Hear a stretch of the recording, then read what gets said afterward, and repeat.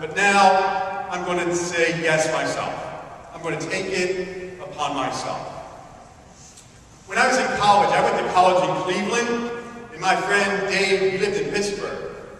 And Dave, he went through this long series of dating all kinds of young women. And I would kind of get sick of hearing it. Because one, I was in the seminary and I couldn't date. And he would go in great detail about these women. And I'm like, Dave, I don't care. I don't want to hear about it. But finally, after about 3 years, he started talking about this young woman named Sue. And this went on for months.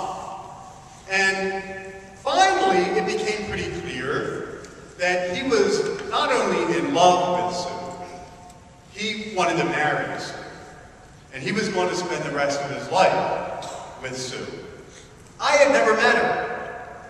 I had heard a lot about her for months.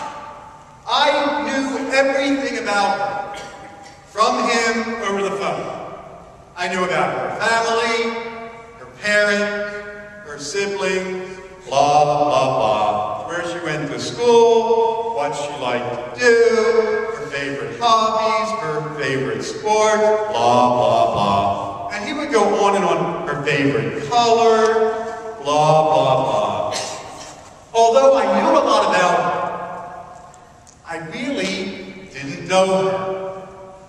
And the first time I met her, I finally began to know Sue.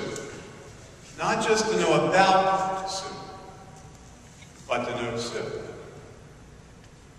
For all of you young people, for a lot of your life, you've been hearing about our faith and about the person of Jesus.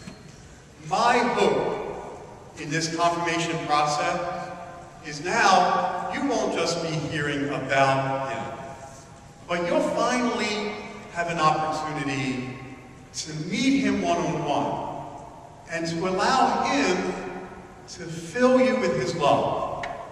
Jesus has already fallen head over heels in love with you. My hope is that in this process, you'll have a chance to fall in love with him. We can tell you all about it. We can tell you all kinds of great things, but it's really not until you experience him and fall into that friendship with him that you can really allow that Holy Spirit to set your hearts on fire. Nothing we can do could really ever capture what it's like to be in love with him. No more than Dave could really describe and let me experience Sue through him. I had to experience Sue for myself. And she is a wonderful person. She's a dear friend, even to this day. She's a great lady. But now that I have met her and have been in a friendship with her, my experience of her is completely different.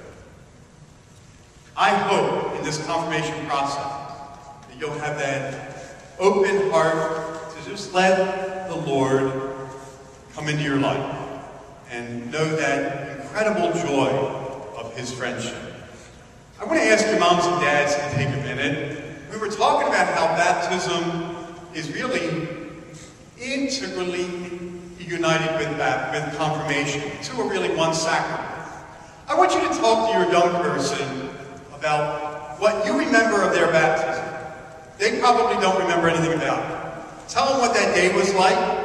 Tell them what the priest or deacon was like, what the church was like. If you have any mementos, pictures, or souvenirs from that baptism, just spend a minute kind of talking to your young person about what you remember from the day of their baptism.